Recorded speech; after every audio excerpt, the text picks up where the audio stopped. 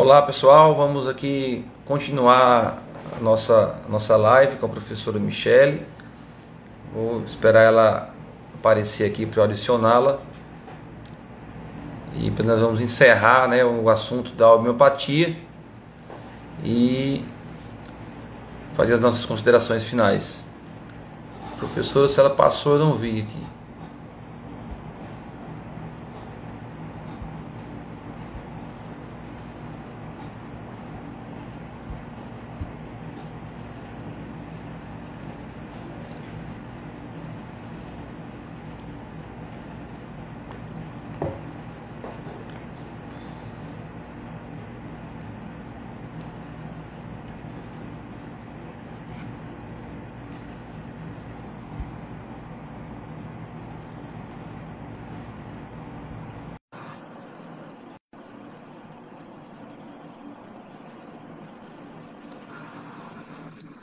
Opa, Opa, pronto. demorou. Eu estava escolhendo a figurinha e tal, processando aqui.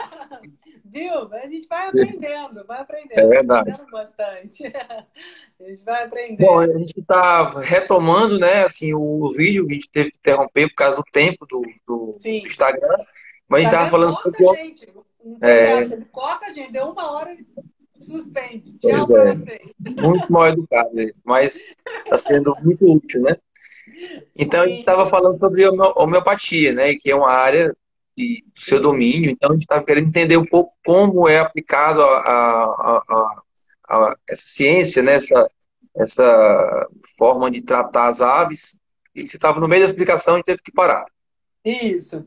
Bom, então vamos começar, né? A homeopatia, como eu costumo dizer para os estudantes, é que ela é uma ciência. Então não tem esse negócio de acreditar, né? Ah, eu não acredito em homeopatia. Acreditar, você acredita em alguma denominação religiosa, numa filosofia de vida, né? Então a gente tem a homeopatia como uma ciência. Ela é uma ciência milenar, né? Bastante antiga. Existem pesquisas sérias nisso, né? E aí, para homeopatia, né, que é a minha especialização é homeopatia animal. A gente tem cursos de homeopatia, qualquer pessoa pode fazer esse curso, é uma especialização, são 3 anos, tem que apresentar trabalho, não é simples assim, você se torna homeopata de um dia para o outro, né? E com muito estudo, com muita estudo, a gente vive estudando, tem que estudar sempre, não tem jeito, né?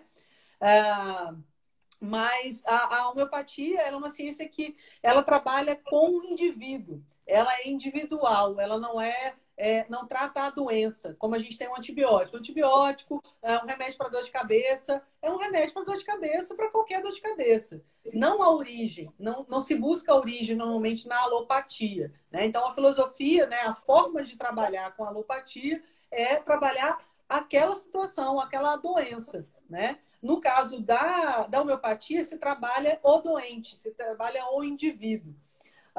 Mas aí a gente fala assim, poxa, mas aves são tantos indivíduos, mas são indivíduos que vivem juntos, né? Que têm uma semelhança muito, muito grande, vivem sobre a mesma situação, a mesma condição. Né? Então, quando a gente trabalha com homeopatia para animais, facilita muito, porque eles são muito mais responsivos, eles respondem muito mais facilmente à homeopatia do que qualquer outro indivíduo, especialmente o ser humano. Então, a homeopatia ela atua em campo, de uma forma energética, né? Você vai trabalhar a homeopatia dessa forma. Existem empresas hoje que comercializam produtos homeopáticos, né? Para bovinos, específico para bovinos, específico para aves, para estimular a imunidade, para melhorar a conversão alimentar, para a questão de mamite, no caso de vacas e tal. Então, a gente tem essas homeopatias, que são homeopatias que é do grupo, assim, né? Que a gente fala que é um complexo homeopático, são várias homeopatias dentro daquele produto. Normalmente, o veículo é a sacarose, que é essa bolinha que a gente normalmente toma, né? De homeopatia, que pode ser líquida ou essa sacarose, né? Então, ela normalmente vem um veículo na sacarose, essa sacarose ela está impregnada desses medicamentos e ela se fornece para os animais. Então, a pesquisa que eu tenho é com um desses produtos, de uma dessas empresas, para frangos de corte, para melhoria do desempenho zootécnico. Então, assim, existem diferentes formas de trabalhar a homeopatia quando a gente pensa numa produção orgânica, até mesmo uma produção caipira, em que não queira se utilizar produtos antibióticos ou qualquer quimioterápico, a homeopatia vem assim, muito, muito certa, como cai como uma luva, porque é um produto que não deixa resíduo. Então, eu posso usar a homeopatia até o último dia de abate do animal. Eu posso usar a homeopatia sem deixar resíduo no ovo. Eu posso usar a homeopatia sem deixar resíduo em leite, em carne, né? Então, isso favorece muito o uso da homeopatia. Ela não deixar resíduo. Acho que a grande vantagem da homeopatia além do custo, que não é um custo alto, né, usar a homeopatia, um custo relativamente baixo, até mais baixo que usar a alopatia, você tem esse benefício de você não ter o risco de ter um resíduo, né, naquele produto. Né? Então, a homeopatia ela trabalha nesse sentido, ela trabalha no indivíduo, ela trabalha individualmente. Então, a homeopatia que eu uso para galinha é diferente da que eu uso para frango, que é diferente que eu vou utilizar, de repente, de uma granja para outra, né? Então, você pode usar ela de forma preventiva e também de forma curativa. A Fazenda da Toca, eles têm uns 50 tipos de homeopatia diferentes que eles utilizam lá, tanto curativa quanto preventiva, porque eles não podem utilizar nenhum quimioterápico em função da produção orgânica, né? Então, eles têm esse cuidado aí de sempre manter as aves saudáveis e entrar com a homeopatia, porque eles sabem que não tem resíduo nenhum. Então, a homeopatia ela vem realmente como uma estratégia e como uma técnica social e extremamente interessante de ser utilizada, né, na produção animal. É assim, aqui na nossa região é pouco difundido, né, essa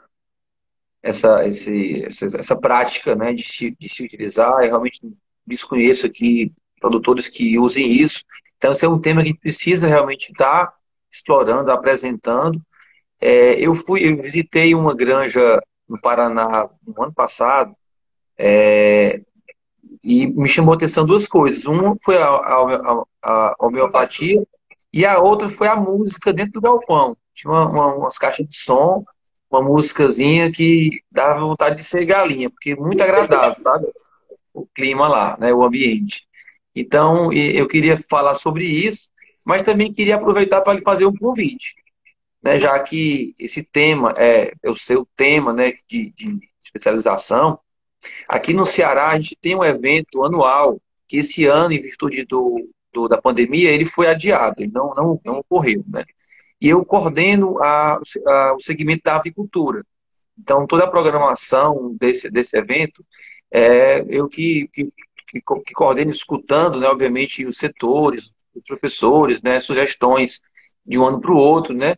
E eu acho que seria interessante tratar desse tema. Então, seria muito importante tê-la aqui, né, aqui no Ceará. O nome do evento é PEC Nordeste. Ele Ah, é um sim, evento conheço. que tem assim uma abrangência regional, né, não é cearense, né? E aí, acho que quando souber da data do ano que vem, eu Sim, lhe vai ser um falo, né? prazer. Se você puder vir aqui, tá? Vai ser muito bom para a gente. Vai ser um prazer, vai ser um prazer. E adoro falar de homeopatia, gosto, pesquiso com homeopatia, uso homeopatia. Então, assim, vai ser um prazer, vai ser ótimo estar aí perto de vocês e falar um pouquinho disso, né, para a gente conseguir difundir mesmo. Né? A gente tem até viabilizar a questão de cursos, da gente conseguir ver se a gente consegue ter alguém que possa ministrar um curso para vocês, tal, né, para poder ter essa formação que é muito legal, assim, que causa uma independência para o produtor, que eu acho que isso eu particularmente gosto muito, assim. Enquanto a gente fazia o curso de homeopatia, eu fiz o meu curso na UFV, na Universidade Federal de Viçosa, que eu fiz o doutorado lá. Mas antes de fazer o doutorado, eu já iniciei o curso, né? O primeiro ano eu iniciei antes de ir para lá. E aí as aulas são uma vez por mês, tal, então dava para eu sair de Iupomba e ir para Viçosa.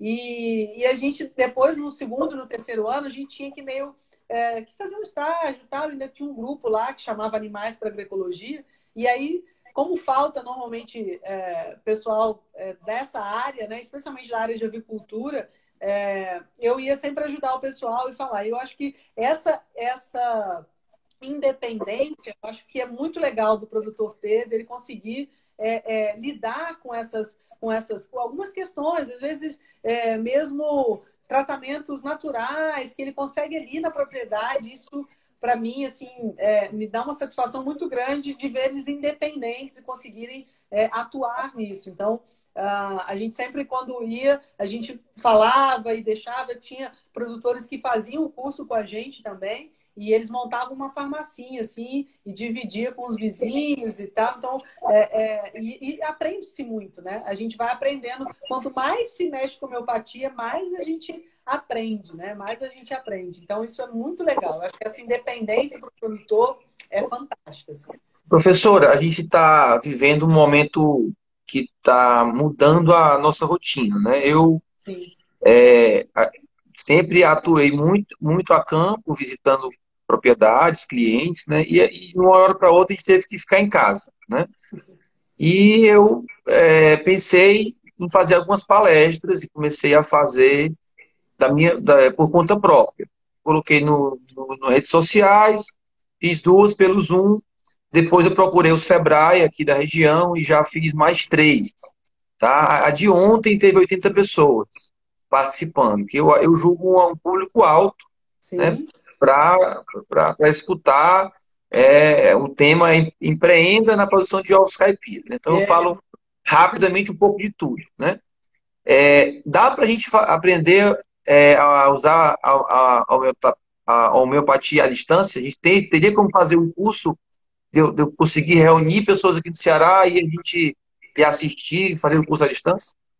tem como. A gente teria que montar um curso mesmo à distância para viabilizar isso, né? Aí seriam aulas, aí não dá para a gente, tem que fazer com mais módulos, né, para não ficar cansativo, né? E a gente pelo menos dá uma ideia inicial assim do uso da homeopatia, né? Não dá para a gente formar o pessoal todo porque são muitos anos, né, de homeopatia, são 3 anos de curso e tal, mas para dar aquele pontapé inicial, de preparar e tal, eu ministro nas minhas aulas, assim, né?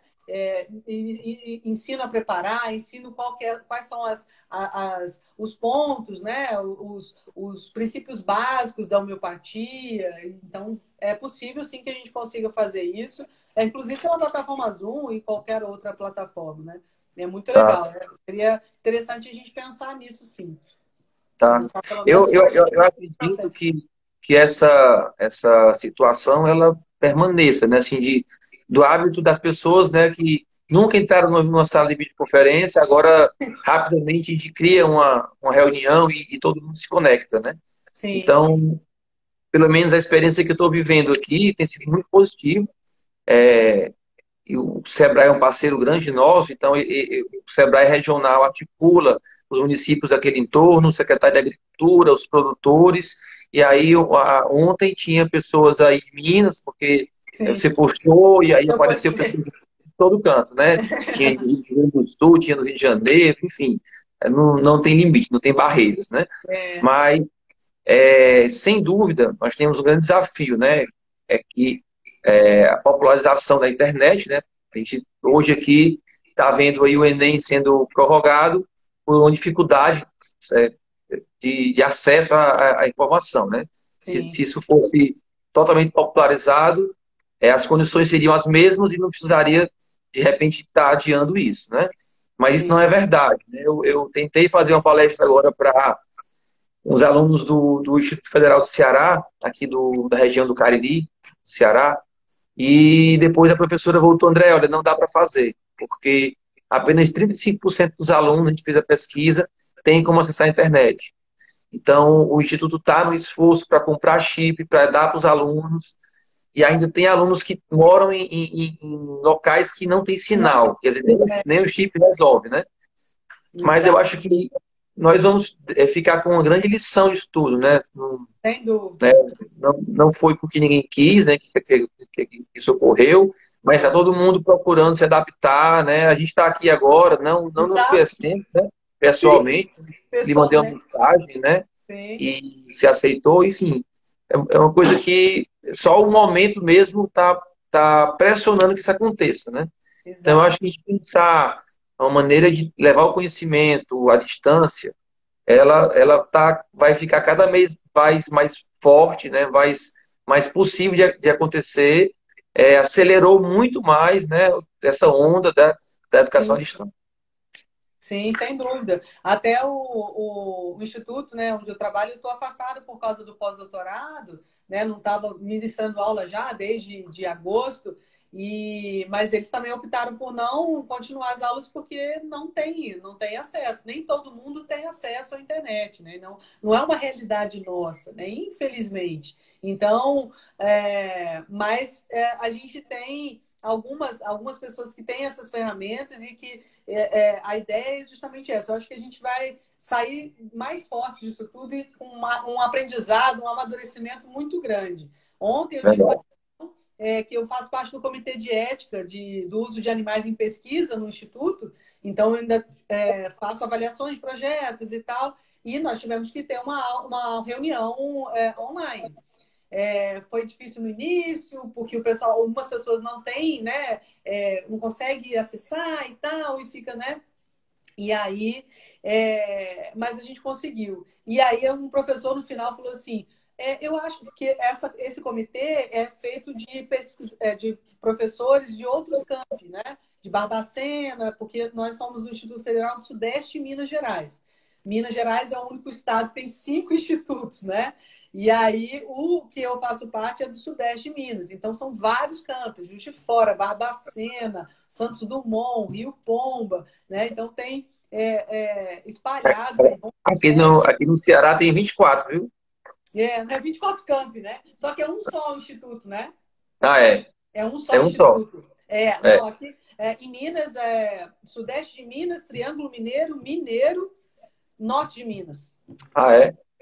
Eles são separados assim, né? Minas é muito grande e na época tinham 13 escolas agrotécnicas, Minas Gerais. E aí eles fizeram essa divisão de 5 institutos.